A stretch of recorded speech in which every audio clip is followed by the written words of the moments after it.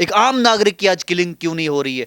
वही सीआरपी का नौजवान सड़क पे खड़ा है, वही खाकी जम्मू कश्मीर पुलिस का सड़क पे पहरे लगा के बैठा है। वो पहले भी थे, आज भी थे, बट आज किलिंग क्यों नहीं हो रही? इसलिए किलिंग नहीं हो रही है क्योंकि उस टाइम पॉलिटिकल वेस्टेड इंटरेस्ट था। नारेबाजी कौन चलाता था? यही दो परिवार, और इन्हीं दो परिवारों के टाइम नारेबाजी होती थी। इंडियन आर्मी गो बैक कहा जाता था। आज क्यों नहीं इंडियन आर्मी गो बैक कहा जाता है? अब कहां है आजादी के लोग जो कल तक आजादी मांगते थे, जो प्लेबिसाइट मांगते थे, जो रेफरेंडम मांगते थे? उनका तो आज कोई एड्रेस ही नहीं मिल रहा। चाहे मुफ्ती अपोजिशन में लड़े या अब्दुल्ला लड़े या उनकी पूरी पार्टी, एक साइड से जितना अपोजिशन है, जितना इंडिया अलायंस है, सब एक साथ खड़ा होकर उधर से चुनाव लड़े। मैं कह रहा हूं जिस कॉन्स्टिट्यूएंसी से, जिस लोकसभा सेगमेंट से मोदी जी लड़ेंगे, 6 लाख की लीड की बहुमत से जीतेंगे। इस वक्त रात के करीब 9 बज रहे हैं।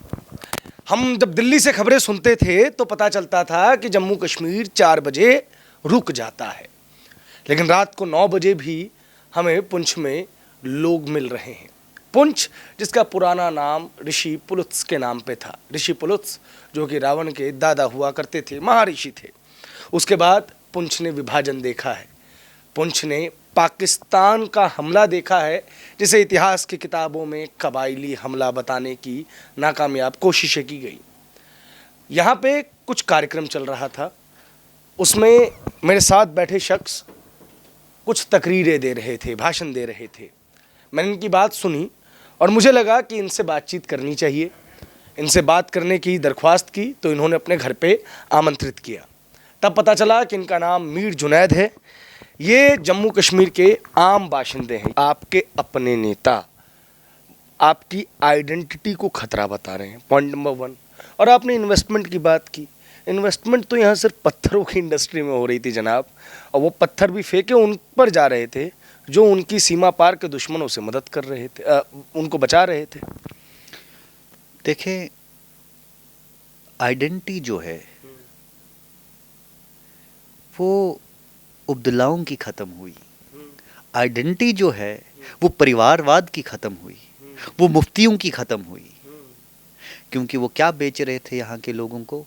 Self rule. वो क्या बेच रहे थे लोगों को? ऑटोनॉमी।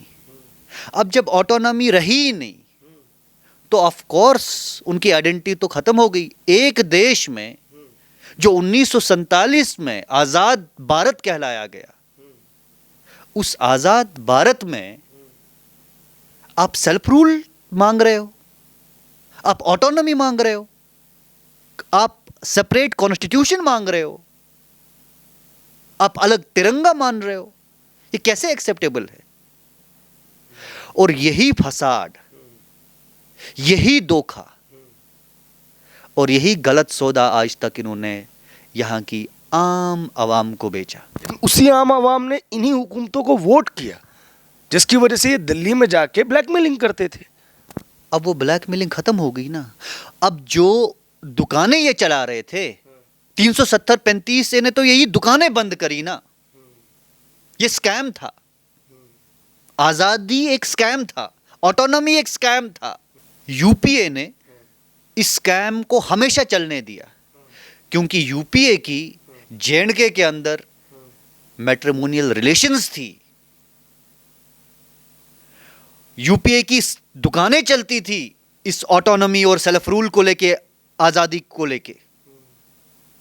एनडीए ने जो अपने लोगों को, अपनी जनता को जो वादा किया था कि हम ये दुकानें हिपोक्रेसी की, आजादी के स्कैम की, रेफरेंडम की, ऑटोनॉमी और सेल्फ रूल की हम खत्म कर देंगे, और उन्होंने अपनी जनता को जो उन्होंने वादा किया था पूरा करके दिखाया। और उनके इस वादे को लेके जो उन्होंने पूरा किया, आम आदमी को राहत की सांस मिली। अब आम आदमी पत्थर क्यों नहीं फेंक रहा है? डंडे का जोर है। मुफ्ती साहिबा और फारूक अब्दुल्ला यही कह रहे हैं। जिन लोगों को, मजलूमों को, बेगुनाहों को उनके अनुसार सरकार ने बंद करके रखा है, उनकी आज़ादी ज़रूरी है, उनके लिए कोई आवाज़ नहीं उठा रहा। उन्होंने तो यहाँ के बेगुनाह लोगों को, बेकसूर मासूमों को मौत के घाट उतारा। जब उनकी सरकारें थी, हर साल आप 70-80 नौजवान देख रहे थे सड़क पे मरे हुए। आज क्यों नहीं किसी एक व्यक्ति की किलिंग हो रही है? एक आम नागरिक की आज किलिंग क्यों नहीं हो रही है? वही सीआरपी का नौजवान सड़क पे खड़ा है, वही खाकी जम्मू कश्मीर पुलिस का सड़क पे पहरे लगा के बैठा है, वही आर्मी के लोग सड़क पे आपको दिख रहे हैं। वो पहले भी थे, आज भी थे, बट आज किलिंग क्यों नहीं हो रही थी? इसलिए किलिंग नहीं हो रही है क्योंकि उस टाइम पॉलिटिकल वेस्टेड इंटरेस्ट था। उस टाइम इनको चाहिए ही था कि 1 महीने में 10 जवान शहीद हो, 10 जवान मरें, ताकि इनकी सियासत की फरेब की जो दुकान है उसका बाजार गर्म रहे। ऑनरेबल प्राइम मिनिस्टर ने ये दुकानें बंद करी, एक आम आदमी को इज्जत दी, उसको इंपावर किया, उसके ऊपर जो टेररिज्म का दब्बा लगा था उस दबे को खत्म किया, मिटाया। और तभी आपने अभी रिसेंटली जो ऑनरेबल प्राइम मिनिस्टर साहब की रैलियां हुई, आपने देखा कि लोग जोग दर जोग किस तरीके से उनका वेलकम किए। उनको तो सरकारी कर्मचारियों को बुलाया। उमर अब्दुल्ला ने आरोप लगाया, गाड़ियों में भर भर के कर्मचारियों की ड्यूटी लग गई कि आपको प्रधानमंत्री का भाषण सुनने आना। उमर अब्दुल्ला को बेचारे को आम आदमी और सरकारी एम्प्लॉय में फर्क ही नहीं दिखता है, क्योंकि वो ग्राउंड पॉलिटिक्स में रहे ही नहीं ना कभी। वो जब भी किसी आम आदमी से हाथ मिलाते वो गाड़ी में बैठ के सैनिटाइज करना है। उसको तो जूते पे अगर थोड़ी सी गर्दा चढ़ी वो तो डिस्टर्ब, उसका तो मेंटल डिस्टर्बेंस आ जाता है। अब आम आदमी और गवर्नमेंट एम्प्लॉय में वही फर्क जाने जो कि ग्रास रूट से उठ के आया हो, जिसने पापड़ बेले हो, वो तो पॉलिटिकल एसआरओ है। शेख अब्दुल्ला साहब ने जो अपने जीवन में किया उसकी विरासत जो है वो फारूक अब्दुल्ला को मिली। फारूक अब्दुल्ला ने जो किया वो सारा उमर अब्दुल्ला को प्लेट में मिला। तो मेहनत उमर अब्दुल्ला को कभी जिंदगी में करनी नहीं पड़ी। ये बेचारा जो उमर अब्दुल्ला को आंखों का धोखा है।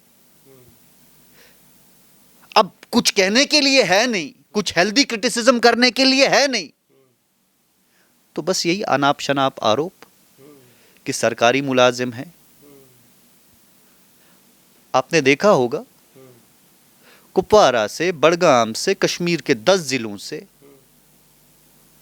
हमें लोग फोन कर रहे थे कि प्लीज हमें गाड़ियां अरेंज कराइए, हमें मोदी जी के जलसे में जाना है। आम आदमी,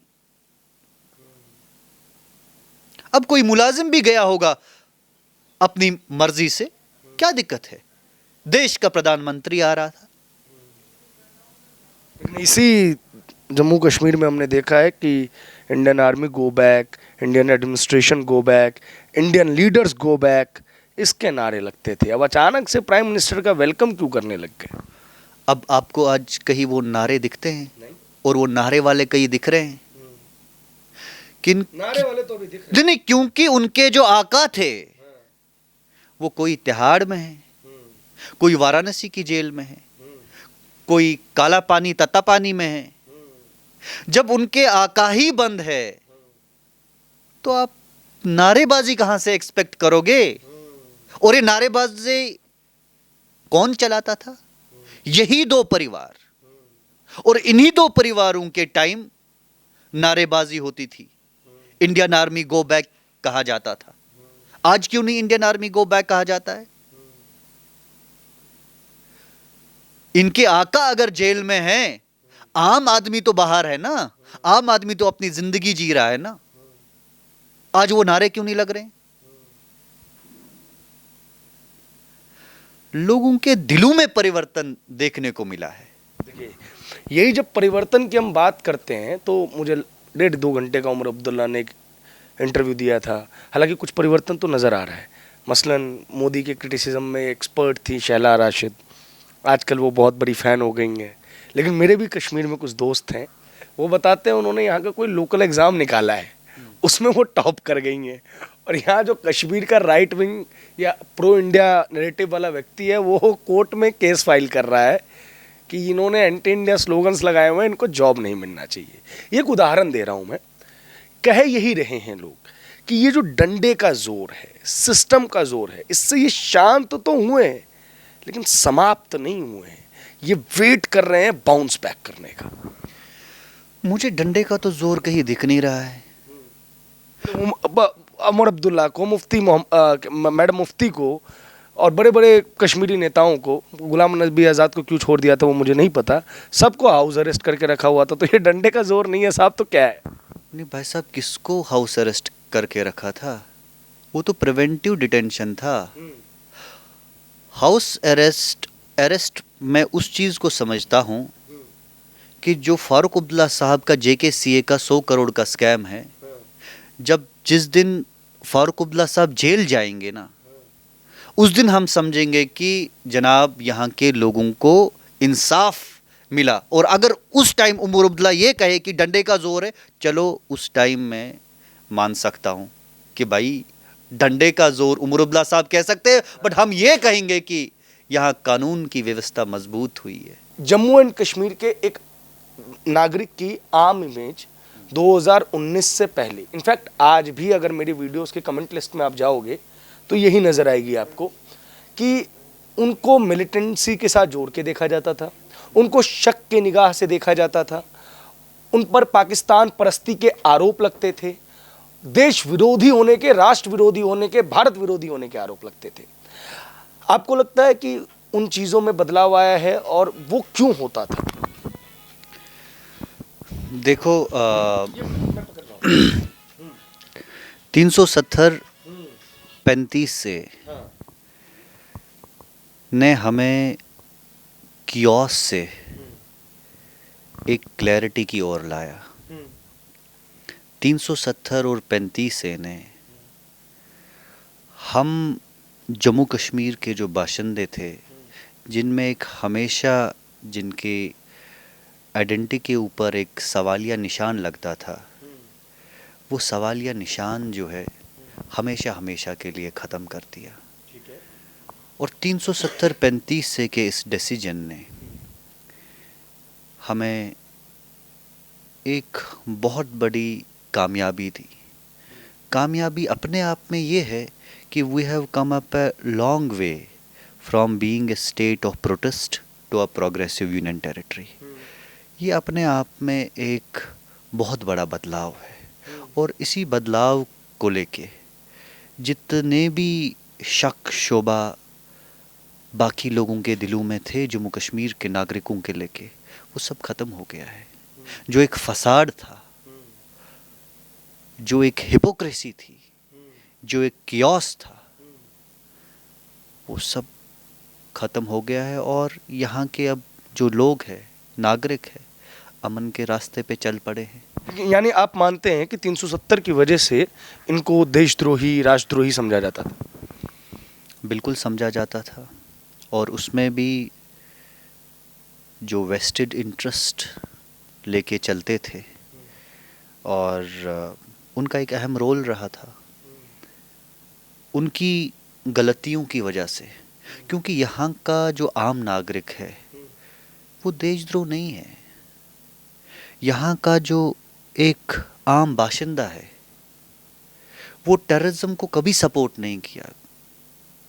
यहाँ का जो आम नागरिक है वो पीस लविंग है, वो हार्मनी पे यकीन रखने वाला है, टॉलरेंस पे यकीन रखने वाला है। वो अपनी पढ़ाई में इन्वेस्ट करना चाहता है, यहाँ की डेवलपमेंट को लेके इन्वेस्ट करना चाहता है, एजुकेशन सेक्टर में इन्वेस्ट करना चाहता है, टूरिज़्म सेक्टर में इन्वेस्ट करना चाहता है। बट कुछ शरपसंद अनासर थे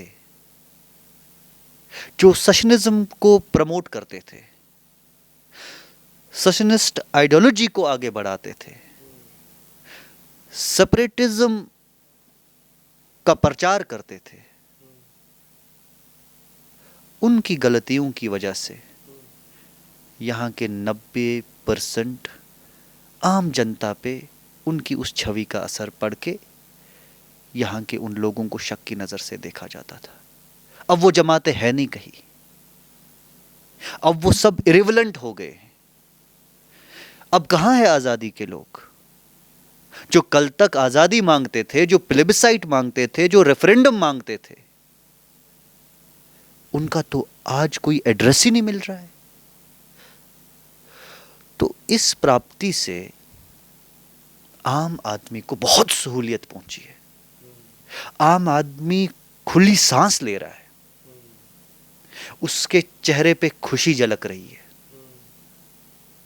मुझे लगता है कि ये ऑनरेबल प्राइम मिनिस्टर और ऑनरेबल होम मिनिस्टर का एक बहुत बड़ा तोहफा है जम्मू कश्मीर की आवाम को लेके।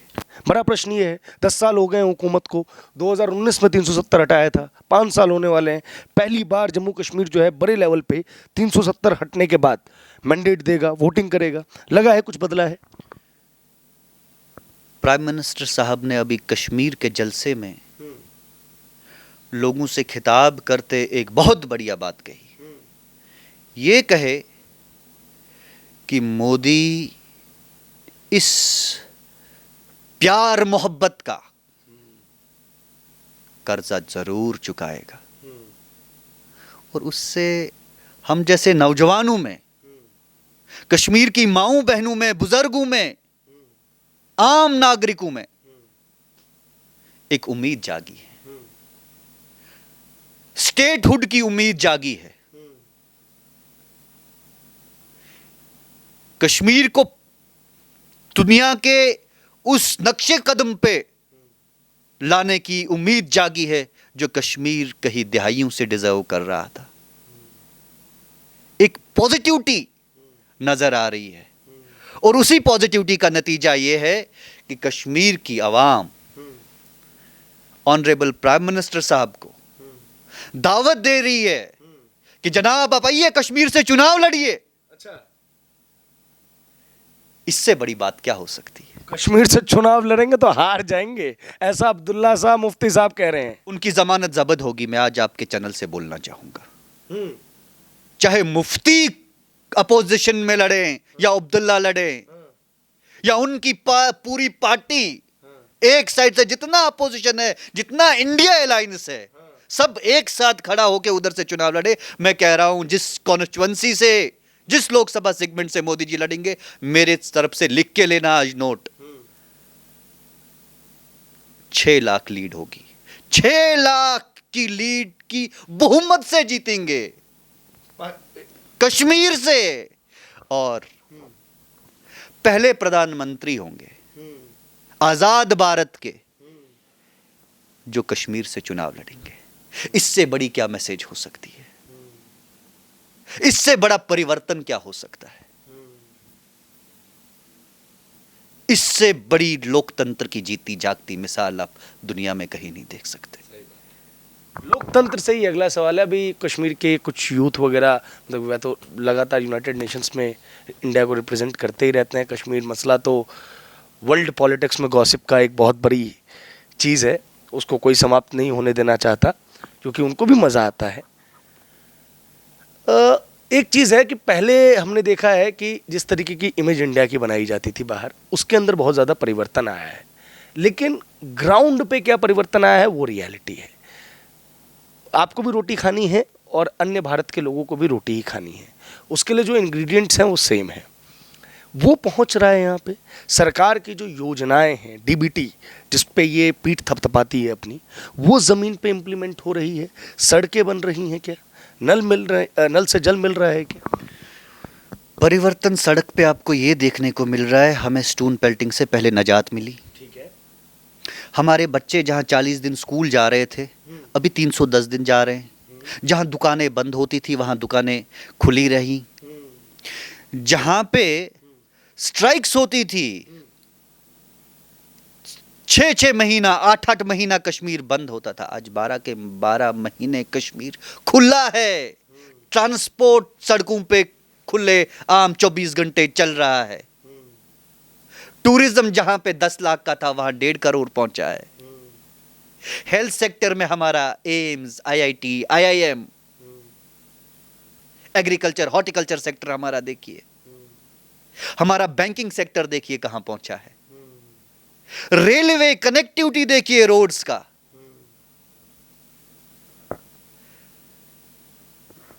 गुरेज में,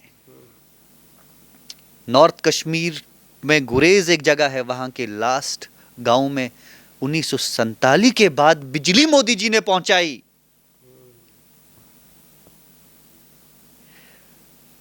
आप कुछ भी एग्जाम्पल दीजिए, किसी भी चीज का नाम लीजिए, आपके आंखों के सामने है। इन्वेस्टमेंट्स देखिए कश्मीर में कितनी आई।